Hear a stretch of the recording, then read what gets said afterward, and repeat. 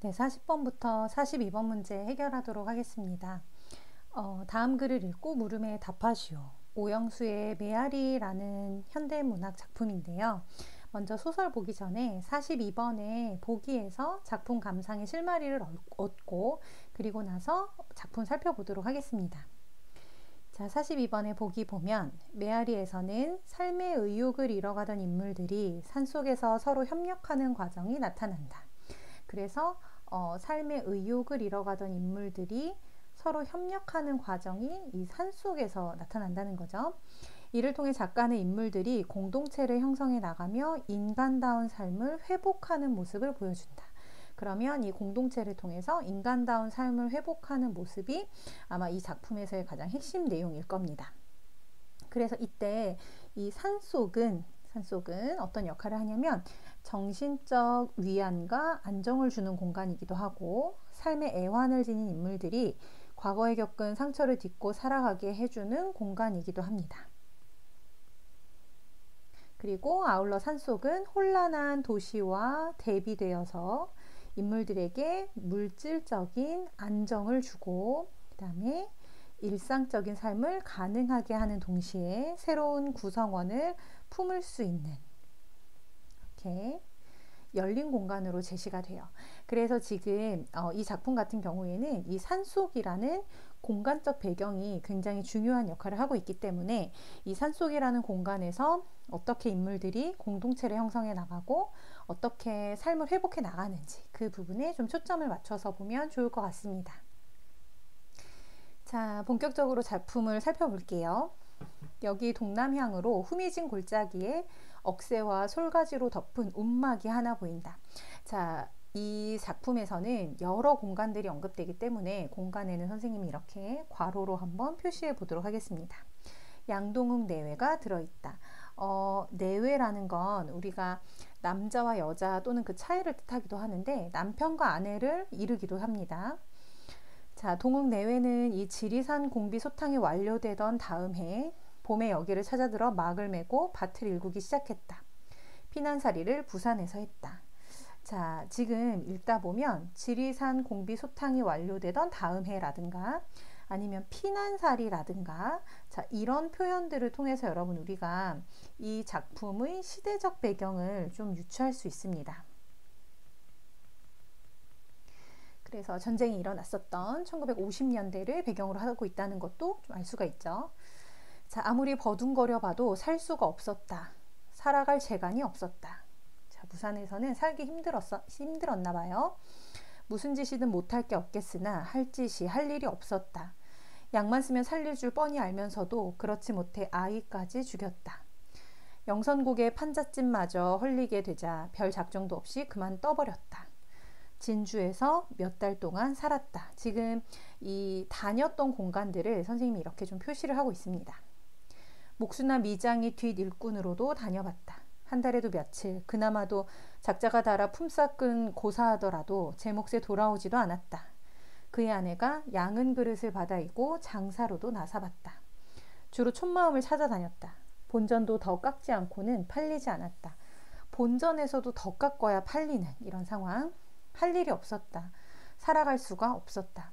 산청으로 들어갔다. 여기서는 더 할 일이 없었다. 여보, 두더지가 땅밖에 나오면 죽게 마련이라오. 우리 그만 깊숙이 산골로 들어가서 밭농사나 짓자요. 이래서 돈푼될 것은 모조리 팔았다. 밀가루 2포대와 감자씨 반마를 사고 우거지 한 꾸러미를 바꿨다. 괭이, 호미, 톰, 낫 이런 연모와 함께 된장 몇 사발, 소금 2대박, 그 밖에 석유 1병, 사기호롱 1개를 꾸려서 산청을 뒤로 하고 산골로 접어들었다.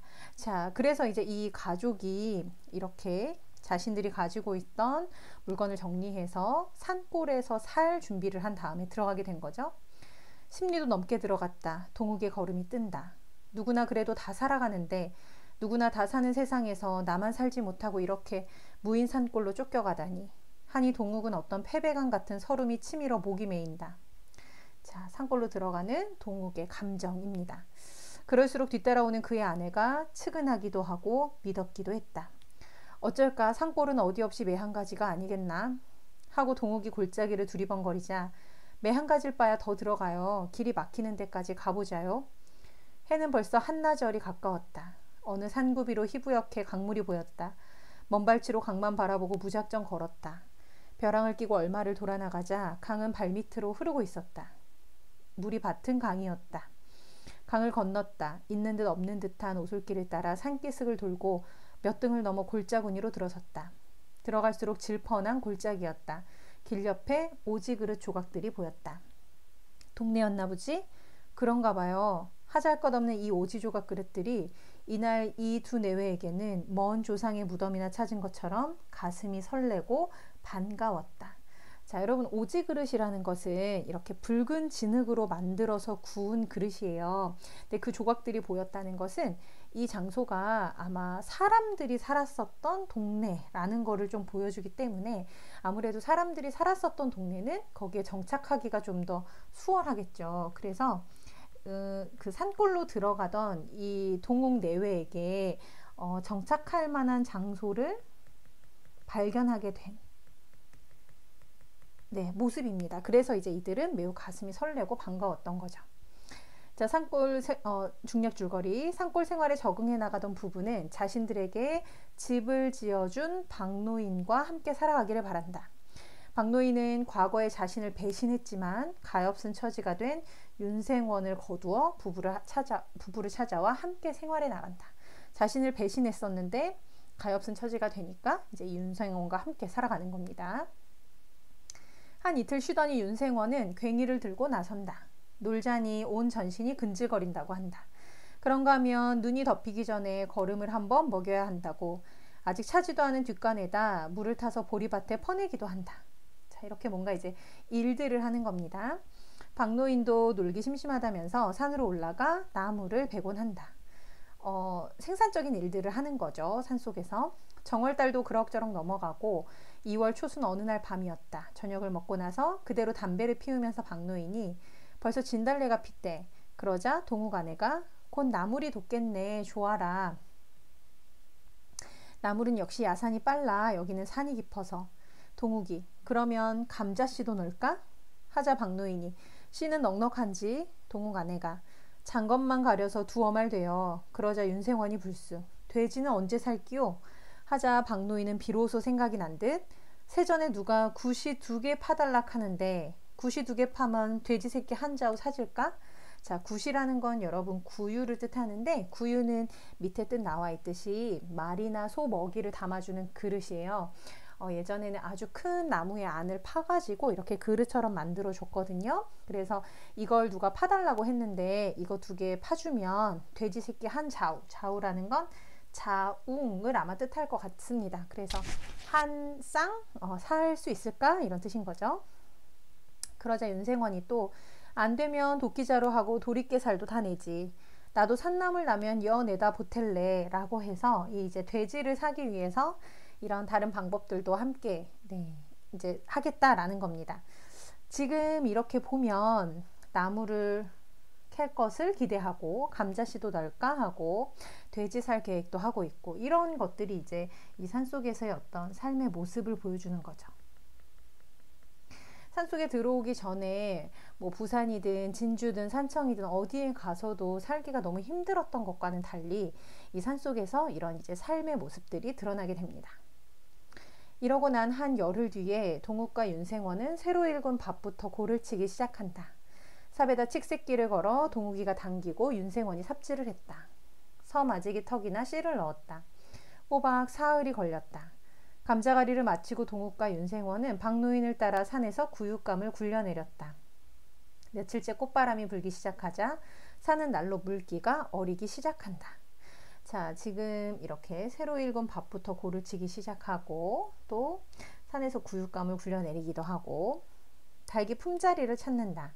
알은 딱 17개밖에 낳지 않았다. 동욱 내외는 뜰 옆 양지 쪽에서 닭을 품기면서 그의 아내가 여보, 아무래도 방을 한 간 더 달아야 해요. 방을 한 칸 더 늘리자는 뜻이죠. 뭐하게 방은 또. 윤생원 말이요. 동욱은 그의 아내의 입을 바라본다. 명숙이 엄마를 데리고 올까고. 동욱은 비로소 말뜻을 알아차리고 씩 웃으면서 올까? 오다 뿐이겠소. 이제 나이 37인데 아이를 달고 그게 어디 사는 게라고. 그렇게 됐으면 좋긴 하겠는데. 윤생원도 알고 보니 당신보다도 3살 위인 42입디다. 42이면 한창인데 이 산속에서 어떻게 호래비로 늙겠소. 라는 말로 미루어 짐작건데 아마 명숙이 엄마를 데리고 오려고 하는 것은 이 윤생원과 좀 짝을 맺어주려고 하는 마음이 아닐까 싶습니다. 자, 그러면 우리는 40번 문제 한번 살펴볼게요. 자, 윗글에 대한 설명으로 적절한 거 고르라고 했습니다. 1번, 동욱의 아내는 장사를 나서봤지만 손해를 보았다. 자, 이 부분은 여러분 우리 앞에서 이 동욱의 아내가 진주에서 양은 그릇을 받아이고 장사로도 나서봤다. 이 부분을 통해서 확인할 수 있어요. 장사를 해봤는데 촌마을을 찾아다녔으나 본전도 더 깎지 않고는 팔리지 않았다는 건 본전에서도 더 깎아서 팔았다는 뜻이니까 당연히 손해를 볼 수밖에 없었겠죠. 답은 1번이 되겠습니다. 네, 이렇게.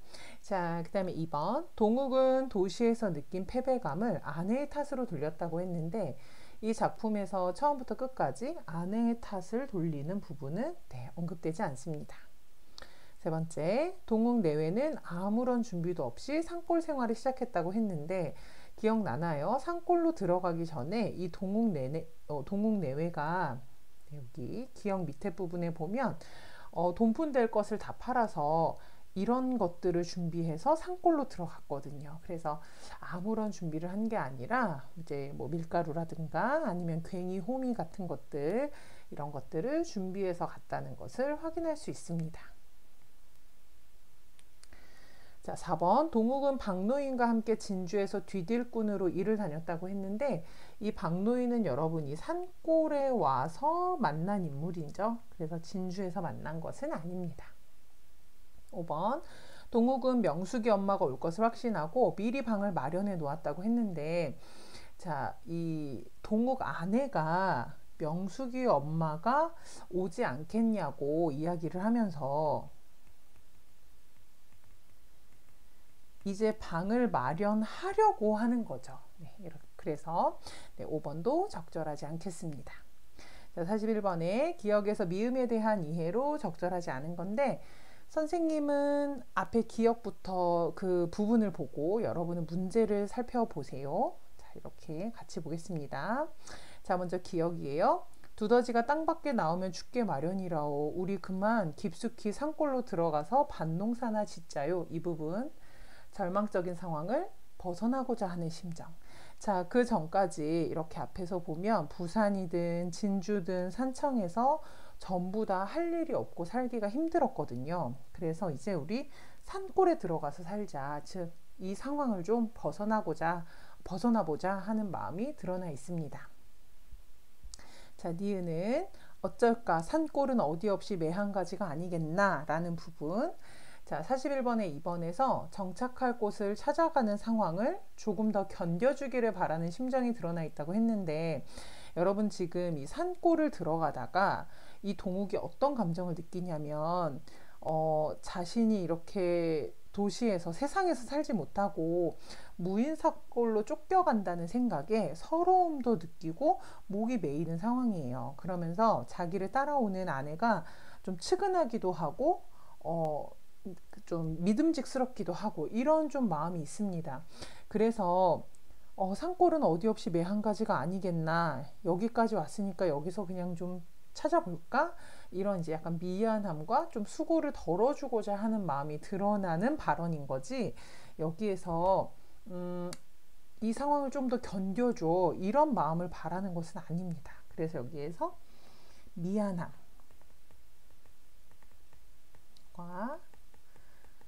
수고를 덜어주고자 하는 마음이 드러난다고 보면 되겠습니다. 그래서 정답은 2번이 되겠네요.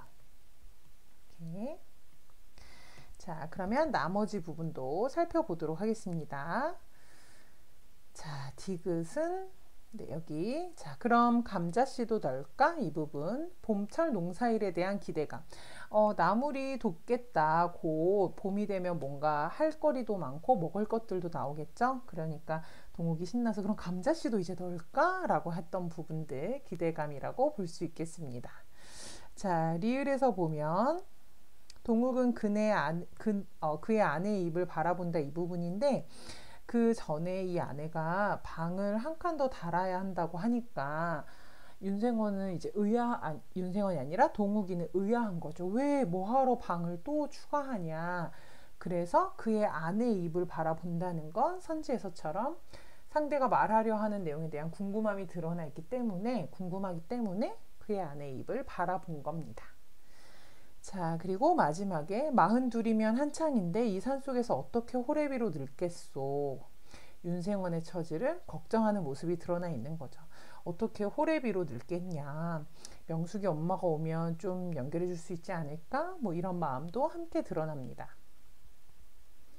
자, 마지막 42번 문제. 보기를 바탕으로 윗글을 감상한 내용으로 적절하지 않은 것을 고르라고 했고요. 네, 3점짜리 문제입니다.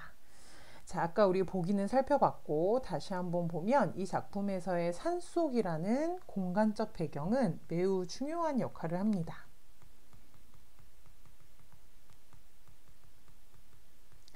그래서 작품에서 산속은 정신적 위안도 주고 안정도 주고 과거에 겪은 상처를 또 딛고 살아가게 해주기도 하고 도시와 대비되기도 하고 물질적인 안정도 주고 일상적인 삶을 가능하게 하기도 하고 새로운 구성원을 품어줄 수 있는 공간으로서도 기능하는 거죠.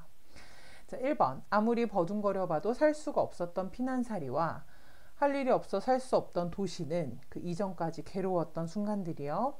동욱 부부가 삶의 의욕을 잃었던 원인이 되겠죠. 피난살이와 도시의 삶에서 동욱 부부는 힘들었는데 이제 그래서 산골로 들어가게 됩니다. 2번 동욱 내외가 오지그릇 조각들을 보면서 가슴이 설레고 반가워하는 장면에서 산속이 정신적 위안과 물질적 안정을 주는 공간임을 알 수 있겠군. 이 동욱 내외가 산으로 들어가다가 이 오지그릇 조각들을 보면서 반가워하잖아요. 그 이유는 여기가 사람들이 살았던 곳이구나 라는 걸 알게 되면서 여기 정착할 만한 곳이지 않을까 라는 생각에 이제 설렜던 겁니다. 그래서 지금까지 내가 살았던 곳과 다르게 나 이제 정착할 수도 있지 않을까 하는 정신적 위안은 받을 수 있을 것 같아요. 왜냐하면 정착할 만한 곳이라고 생각한 것 같기 때문에. 그러나 아직 이 장소를 봤다고 해서 물질적 안정을 가져다 준 것은 아니에요. 이 표현에서, 이 장면에서는. 그래서 정답은 네, 2번이 되겠습니다. 오케이. 자, 그 다음에 세 번째. 돼지를 기르고 싶다는 윤생원의 말에 굿이 두 개 파겠다거나 아니면 산나물 나면 여 내다 보태겠다고 하는 장면에서, 즉 이 돼지를 기르고 싶다고 하니까 우리가 함께 하겠다, 그걸 위해서 함께 도와주겠다 하는 장면에서 서로를 도우며 살아가는 인물들의 모습을 확인할 수 있겠죠. 4번에 박노인이 윤생원과 함께 산에서 구육감을 굴려내리는 장면에서 과거의 상처를 딛고 살아가는 공동체의 모습을 확인할 수 있다고 했는데, 언뜻 보면 이 표현이 잘 이해가 안 될 수도 있어요. 그런데 이 박노인과 윤생원은 여러분 어떤 관계였었냐면, 우리 앞에서 중략 줄거리에 보면 과거의 자신을 배신했지만 가엾은 처지가 된 윤생원을 박노인이 거두어 주거든요. 그래서 함께 뭔가 지금 구육감을 굴려서 내린다는 것은 과거의 상처를 딛고, 즉 서로 배신했던 경험이 있으나 이 인물과 지금은 어떻게 하는 거예요? 협력하는 거죠.